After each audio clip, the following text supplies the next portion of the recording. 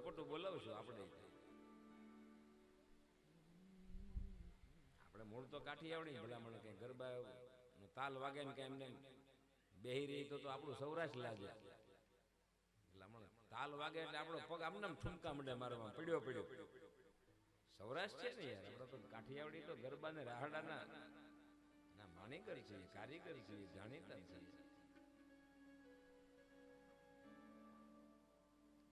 કે બંદહુ ગુરુ પદ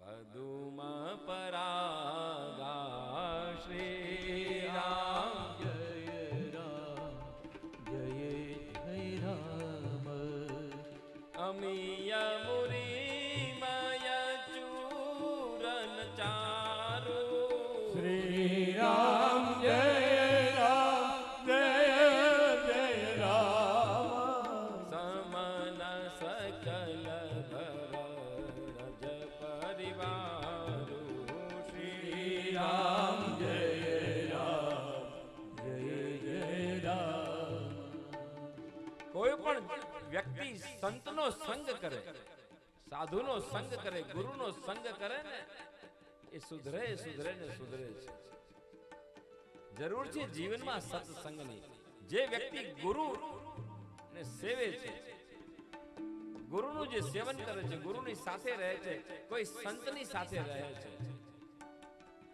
એનામાં સુધારો આવે ને આવે જરૂર છે કોઈ संत समागम इसलिए रामायण में एक चौपाई और लिख दी है बिनु सत्संग विवेक न होई श्री राम जय राम जय जय राम राम कृपा बिनु सुलभन सोई श्री राम जय राम जय जय राम राम कृपा बिनु सुलभन सोई श्री राम जय जय राम ગુરુના ચરણમાં વંદન કરીએ ને તુલસીદાસજી મહારાજે નગરના સાધુ પુરુષોને વંદન કર્યા છે અયોધ્યાના તમામ સંત સમાજને પ્રણામ કર્યા છે અયોધ્યાની નદી સરયુજીને પ્રણામ કર્યા છે અયોધ્યા નગરીને વંદન કરી અને રામકથા લખવાની શરૂઆત કરે છે દશરથ રાજાને પ્રણામ કર્યા છે કૌશલ્યા માને પ્રણામ કર્યા છે અંતે રામને પ્રણામ કરે છે બધાને પ્રણામ કરી અને તુલસીદાસજી મહારાજ ભગવાનની આગળ ગુરુની આગળ પોતાની કબૂલાત કરે છે પ્રભુ હું બહુ નાનો માણસ છું અલ્પમતી છું તો આપનો પાર ન પામે તો આપનો પાર ન પામે કોઈ અરે ચાર વેદ જ્યાં નેતિ કહે છે પ્રભુ હું આપના ગુણ શું લખી શકું પણ મારી મતિ પ્રમાણે મારી ગુરુ કૃપા પ્રમાણે મને જે ગુરુએ સુજાડ્યું એ પ્રમાણે હું આપના ગુણ લખું છું હું કોઈ કવિ નથી હું કોઈ ચતુર માણસ નથી લખ્યું છે કવિ ન હું હો ચતુર કહાવું શ્રી રામ જય રામ જય જય રામ કવિ ન હો ચતુર કહાવું શ્રી રામ જય રામ જય જય રામ મતિ અનુરૂપ રામ ગુણ ગાવું શ્રી રામ જય રામ જય જય રામ કહ રઘુપતિ કે ચરિત અપારા શ્રી રામ જય રામ જય જય રામ હે રઘુપતિ હે રામ હે ઈશ્વર આપનું ચરિત્ર અપાર છે હરિ અનંત હરિ કથા અનંતા કહી સુનહી બહુ વિધિ સબ સંતના આપના ગુણનો કોઈ પાર ન પામે કોઈ પણ મારી મતિ અનુરૂપ મેં આપકા ગુણગાન लिखने जा रहा हूं અને આ વાત હું જે લખી રહ્યો છું એમાં મારી ઘરની નથી જે કથા ભગવાન શિવજીએ ભવાની આગળ કરી છે એ કથા હું કહું છું. આમાં મારું ઘરનું કાંઈ ઉમેરતો નથી. તુલસીદાસજી મહારાજે પહેલી જ કબૂલાત કરી છે.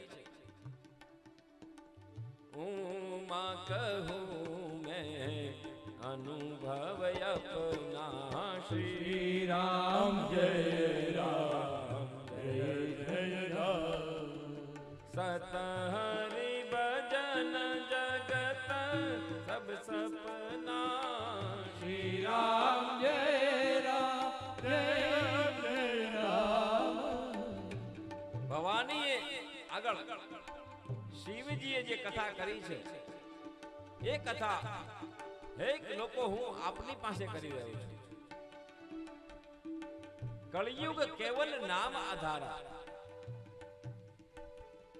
કળિયુગની અંદર મોટા મોટા યજ્ઞો આપણાથી નહીં થાય, જાજા તપ પણ નહીં કરી શકીએ, જાજા વ્રતો પણ નહીં કરી શકીએ. કલિયુગ કેવલ નામ આધારા. કળિયુગમાં માત્ર ભગવાનનું નામ જે સાચા હૃદયથી લેશે ને એનો ઉદ્ધાર થશે. આગળના યુગની અંદર, સતયુગની અંદર લોકો ભગવાનનું ધ્યાન કરી અને ભગવાનને પ્રાપ્ત કરતા હતા, ધ્યાન કરતા હતા. ત્રેતા યુગની અંદર, બીજા યુગની અંદર યજ્ઞથી ભગવાનને પ્રસન્ન કરતા હતા. મોટા મોટા યજ્ઞો જે અત્યારે આપણાથી ન થાય, યજ્ઞ દ્વારા. અને દ્વાપરની અંદર પૂજન દ્વારા ભગવાનને પ્રસન્ન કરતા હતા. પણ કળિયુગની અંદર તુલસીદાસજીને લીખ દિયા નહીં કલ કર મન ભગતિ વિવેકુ શ્રી રામ જય રામ જય જય રામ. રામ નામ અવલંબન એકુ શ્રી રામ જય રામ જય જય રામ.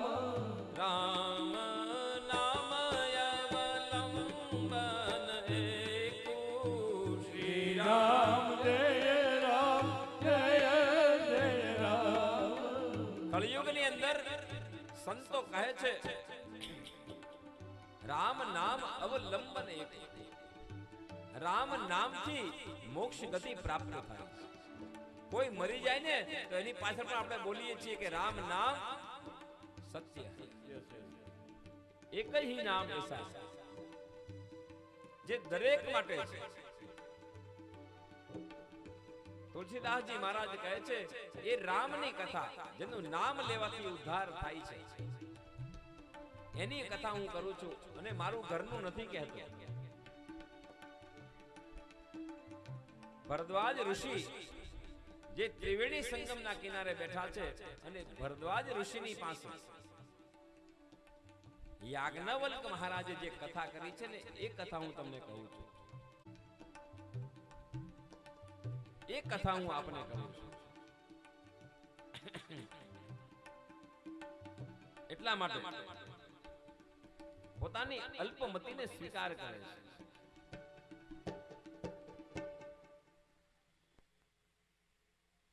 ભરદ્વાજ ઋષિ જે ત્રિવેણી સંગમ ઉપર બિરાજિત છે ત્યાં આગળ પ્રથમ કથાનો પ્રારંભ થાય છે. એક વખત ત્રિવેણી સંગમમાં કુંભ મેળાનું આયોજન છે જે દર 12 વર્ષે એક જ જગ્યાએ કુંભ મેળો ફરીવાર વારો આવે છે. 3 વર્ષે કુંભ મેળા યોજાય છે ને એવા એક જ સ્થાનની ઉપર 12 વર્ષે ફરી પાછો વારો આવે છે.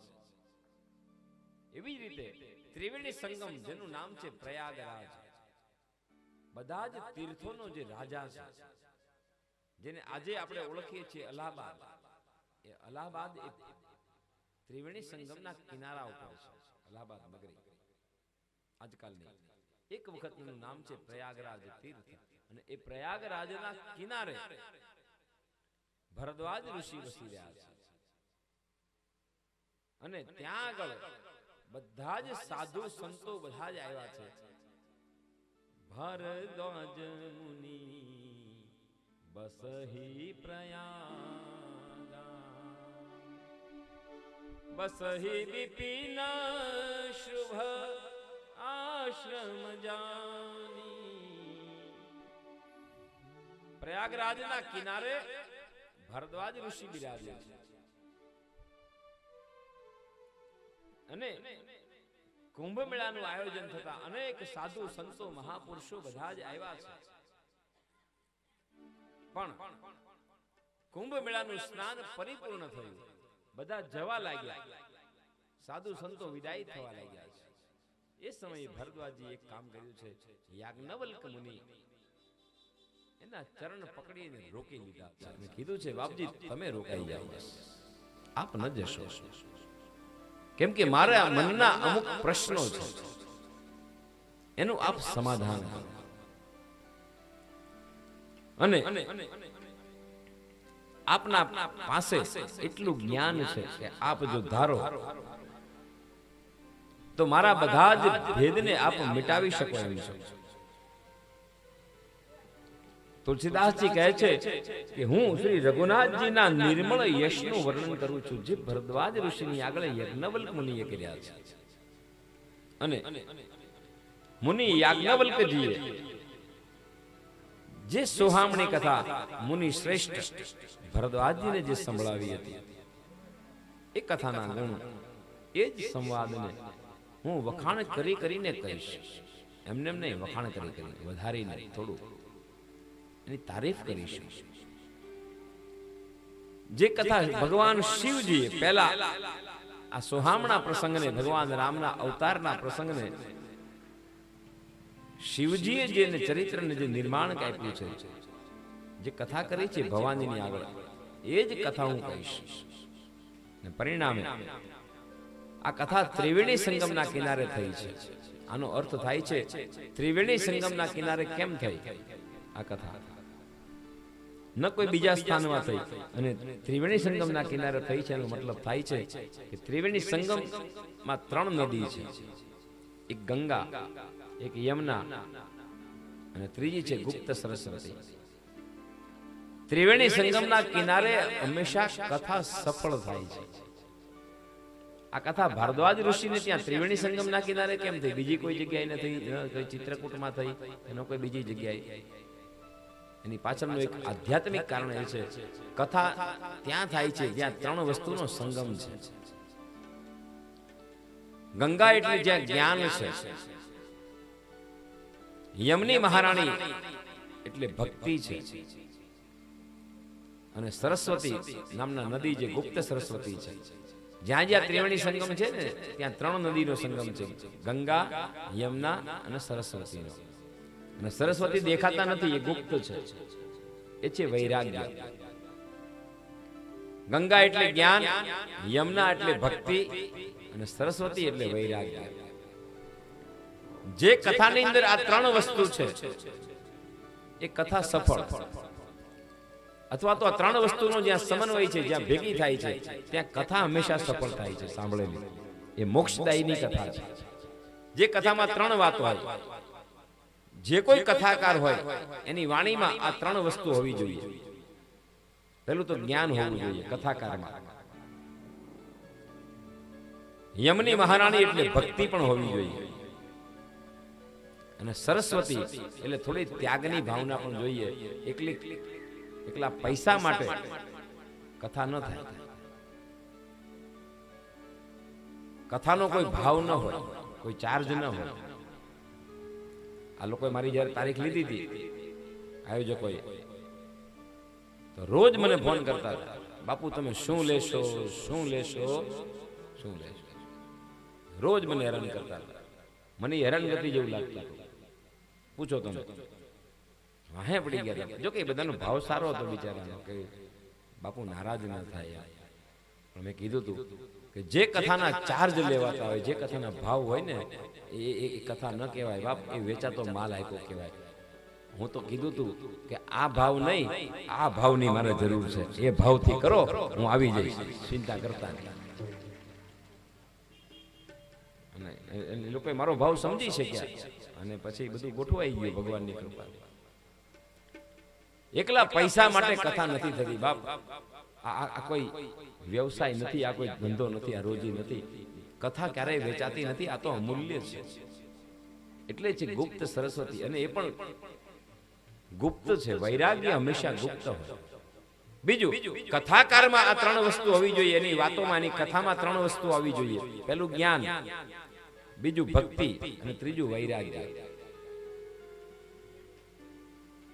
એમ શ્રોતાજનમાં, સાંભળનારામાં પણ ત્રણ વસ્તુ હોવી જોઈએ. કથાકારમાં આ ત્રણ વસ્તુ હોય તો સાંભળનારાએ પણ આ ત્રણ વસ્તુ લઈને કથામાં આવવાનું. પેલું જ્ઞાનથી સાંભળો, બુદ્ધિપૂર્વક સાંભળો. બીજું થોડું ભક્તિથી સાંભળો, વિવેકપૂર્ણ સાંભળો. અને ત્રીજું વૈરાગ્યથી સાંભળો. વૈરાગ્યનો મતલબ થાય છે છોડવું. વૈરાગ્યનો એક અર્થ થાય છે છોડવું, એટલે દાન કરવું. વૈરાગ્ય એટલે છોડવું, છૂટતા શીખવું જોઈએ. થોડું કથા જે સાંભળે ને એને કંઈક નક્કી કરવું જોઈએ કે આ કથા બેઠી છે તો હું કંઈક કરીશ, હું કંઈક દાન કરીશ, હું કંઈક પૂજા પાઠ કરીશ, હું કંઈક આમ કરીશ, હું આમાં લાભ લઈશ, હું આમાં લાભ લઈશ. એવું કંઈક વાપરવાની પણ તૈયારી હોવી જોઈએ, કેમ કે વૈરાગ્યની પણ જરૂર છે. એવું નહીં કે કરવા વાળા કર્યા કરે ને આપણે બેસીને સાંભળ્યા કરીએ, એવું નહીં. આપણે પણ આપણી યોગ્યતા અનુસાર જેવું ઈશ્વરે જે આપ્યું હોય તે, તન સારું આપ્યું હોય તો તન આપીએ, મન સારું આપ્યું હોય તો મન આપીએ, અને ધન ભગવાને આપ્યું હોય તો ધન આપીએ. ત્રણ વસ્તુનો સમન્વય હશે ને તો જ કથા સફળ જશે. જ્ઞાનથી કથા સાંભળો, ભક્તિથી સાંભળો, અને વૈરાગ્ય એટલે કંઈક છોડવાની, કંઈક દાન કરવાની તૈયારીથી કથા સાંભળો. કથા બેઠી છે તો નક્કી કરો કે મારે 5, 10, 25 હજાર રૂપિયા વાપરવા છે. ऐसे ही नहीं सकते.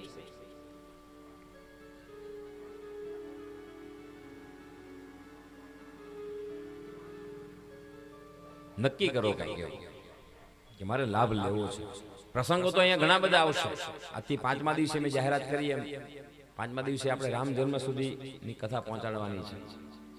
5મા દિવસે રામ જન્મ મહોત્સવ, રામાયણનો એક મોટામાં મોટો પ્રસંગ છે. આમાં 2 જ પ્રસંગ આપણે ઉજવવાના છે આમ તો ધામધૂમથી. એક રામ જન્મ અને એક રામના વિવાહ. રામાયણમાં આ બધાનું મહત્વ છે. ક્યારેક સમય મળશે તો આ બધું વિવરણ કરીશ તમારી પાસે. આરતી આજ સુધી બહુ ઉતારી, એનો અર્થ શું છે?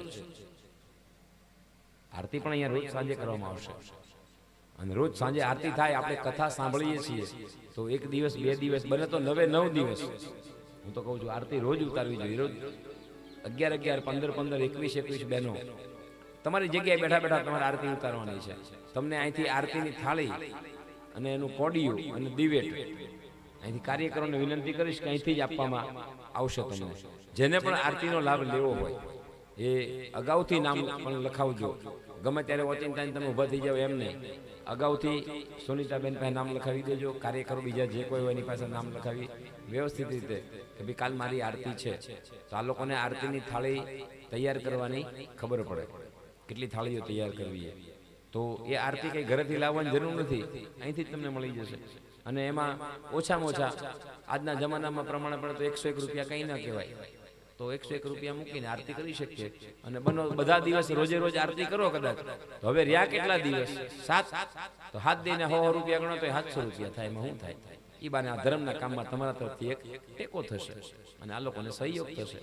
તો એમાં 101 રૂપિયા આપીને જેને પણ આરતી ઉતારવી હોય એ નામ લખાવી દેજો. કરવું જ જોઈએ. હું તો કથા સાંભળીએ છીએ તો 1 દિવસ આરતી ઉતારજો. બની શકે તો 5 દી 4 દી બધા દિવસ થાય તો કરો આરતી. કથા સાંભળીએ છીએ એનું મહત્વ હું સમજાવીશ ત્યારે તમને ખ્યાલ આવશે કે આરતીનું કેટલું મોટું મહત્વ છે. આખું શિવપુરાણનો એક બહુ મસ્ત પ્રસંગ છે આરતી વિશે. શિવપુરાણમાં બહુ વિશેષ એનો વિસ્તાર કરેલો છે. એ બધી જ કથાઓ. તો 5મા દિવસે અહીંયા રામ જન્મ મહોત્સવ, એમાં પણ રામ જન્મ મહોત્સવમાં પણ કોઈ પણ એવો પરિવાર ખાસ આગળ આવીને લાભ લે, કાર્યકરોને મળો કે જે રામ જન્મના મુખ્ય યજમાન કોઈ બને. જેમ પોથી આપણા ભાઈને ત્યાંથી આવી, સરપંચ સાહેબને ત્યાંથી એ પોથીના યજમાન બન્યા, પણ કંઈ સારો એવો ખર્ચો કરીને કોઈ રામ જન્મના યજમાન બની જાઓ. થોડું ઘણું ભગવાને આપ્યું હોય તો એ કોઈ પણ પરિવાર એમાં રામ જન્મના યજમાન બનીને લાભ લો, તો એ બાને આ ધર્મના કાર્યમાં થોડો ટેકો પણ થઈ જાય આપણા તરફથી, અને સારી રીતે ચાલે, ધામધૂમથી આ લોકો કરી શકે. કેમ કે રૂપિયા વગર તો બધું નકામું છે. રૂપિયા તો હવને જરૂર પડે ને પડે, ડગલે ને પગલે જરૂર પડે. ગમે એ નાનું મોટું કામ કરો પૈસા તો જોવે ને હવને જોવે. તો એ ખૂબ આવશ્યક છે, બહુ સામાન્ય વસ્તુ છે. તો એ લાભ લેજો. પ્રેરણા કરવી એ મારી ફરજ છે, પછી સૌના ભાગ્ય. તો રામ જન્મના યજમાન જેને બનવું હોય, રામ જન્મના માતા પિતા રામ અને ભગવાનના, દશરથ રાજાને કૌશલ્ય જેને બનવું હોય તો એ કાર્યક્રમ મળી લેજો અને રામ જન્મના યજમાન ની તૈયારી કરીશું. તો આજનો આપણો કથાનો સમય અહીંયા વિરામ લેશે. કથા અહીંથી પ્રારંભ તુલસીદાસજી મહારાજે કરી દીધી છે અને ત્રિવેણી સંગમના કિનારે ભારદ્વાજ ઋષિની પાસે યાજ્ઞવલ્ક્યજી કથા કરે છે, ત્યાંથી કથાનો પ્રારંભ થશે આવતીકાલથી.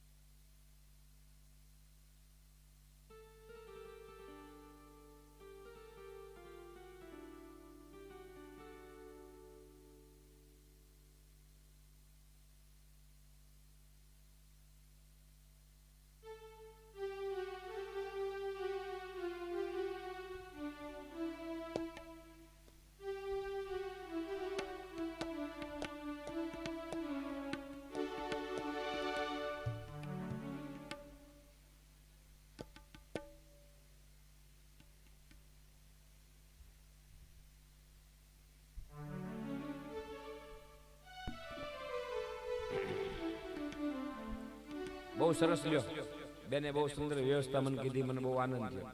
મેં તો કીધું આરતીમાં 101 રૂપિયા રાખી અને અગાઉથી બધા નામ લખાવીને આરતીનો લાભ લો, પણ ઉપરથી બેને તો બહુ સરળ કરી આપ્યું કે એવું નહીં, નામ લખાવવાની કાંઈ જરૂર નહીં, તમે તારે 51 આપજો, અહીંયાથી આરતી તાત્કાલિક ગમે ત્યારે તમને આપી દેવામાં આવશે.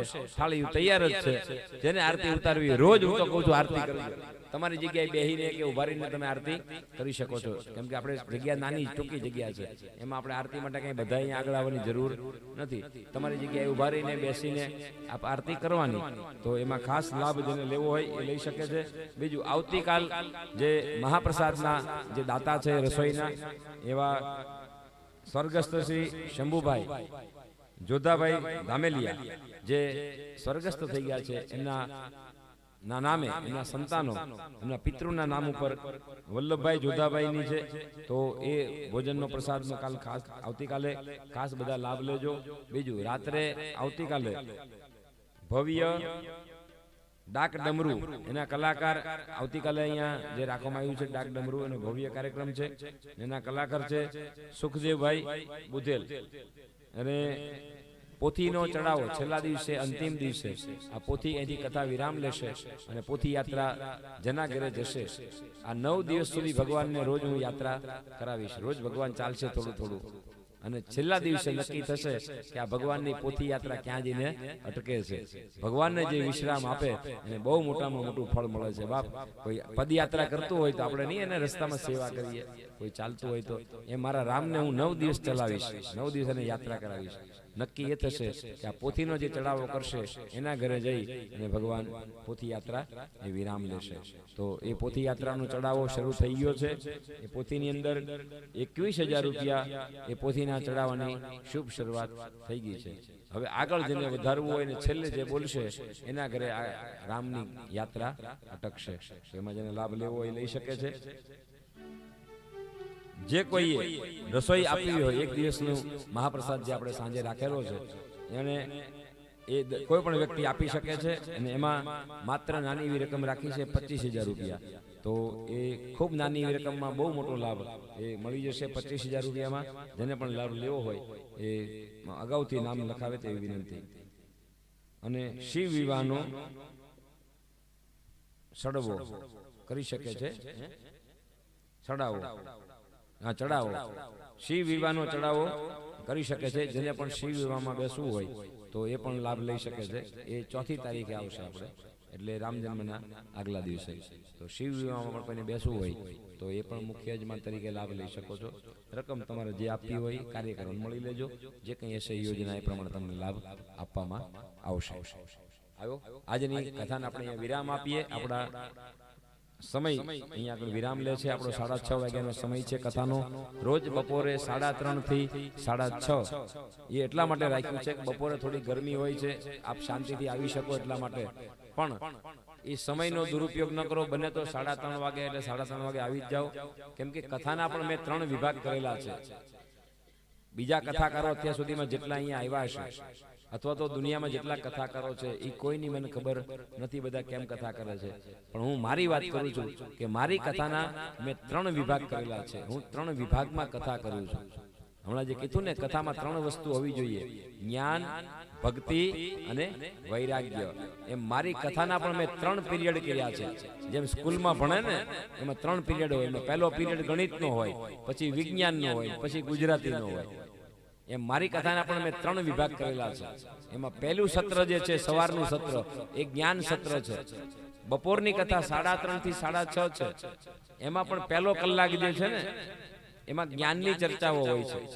આપ કથા સાંભળતા હોય તો નોંધ લેજો, એમાં કઈ વાર્તા કથા નહીં આવે. પહેલું સત્ર જે પહેલો કલાક છે ને એમાં જ્ઞાન સત્ર છે, જ્ઞાનની ચર્ચાઓ આવશે પહેલા 3:30 થી 4:30 સુધીમાં. અને 4:30 થી 5:30 છે એમાં પછી હળવી હળવી વાતો આવે, ભક્તિની વાતો આવે, હળવી હળવી વાતો આવે. કેમ કે બધા 4:30 પછી જે આવ્યા હોય ચા પાણી પીને શાંતિથી આવ્યા હોય, ખાલી આંટો મારવા. એટલે પછી કેવી કથા હોય, હળવી હળવી. વહેલા આવી ગયા હોય ને જ્ઞાનની જરૂર, એટલે થોડા વહેલા આવી ગયા થોડી જ્ઞાનની ચર્ચા થાય. એટલે વહેલા હું જ્ઞાનની ચર્ચા શરૂ કરું છું. એટલે આપને શું પ્રાપ્ત કરવું છે એ પ્રમાણે આપ આવજો. તમને ગણિતનો પીરિયડ ગમે છે તો ગણિતમાં આવજો, વિજ્ઞાનનો ગમે છે તો વિજ્ઞાનમાં આવજો. તમારે નક્કી કરવાનું તમારે શેમાં આવવું. અને છેલ્લો પીરિયડ છે પછી એમાં આ નાચવાનું, કૂદવાનું, આ દાન લખાવજો, આમાં આમ લખાવજો. એ વૈરાગ્યનો પીરિયડ છે, દાન કરવાનો પીરિયડ છે છેલ્લો. એ 5:30 થી 6:30 એમાં આવી બધી વાત આવે, આવી બધી ચિઠ્ઠીઓ આવે, ભાઈ આમાં લખાવજો, આમાં લખાવજો. કેમ કે વૈરાગ્યનો પીરિયડ છે. તો આ 3 પીરિયડમાં કથા ચાલશે, જ્ઞાન, ભક્તિ અને વૈરાગ્ય. કદાચ કોઈ કથામાં આવતું હોય ને એમ થતું હોય કે રામકથા ક્યારથી શરૂ થશે, તેનો આ જવાબ છે કે આ 3 પીરિયડમાં કથા ચાલશે. એમાં છેલ્લા પીરિયડમાં કથાઓ આવશે, મૂળ કથા આવશે. તો આપણે કયા પીરિયડમાં આવવું છે તમે નક્કી કરજો. તો હું આ પદ્ધતિથી કથા કરું છું, બરોબર. બીજા કથાકારોની મને ખબર નથી બધા કેવી રીતે કરે છે. મારી આ સિસ્ટમ છે. આઈએ તો આજની કથાને વિરામ આપીએ.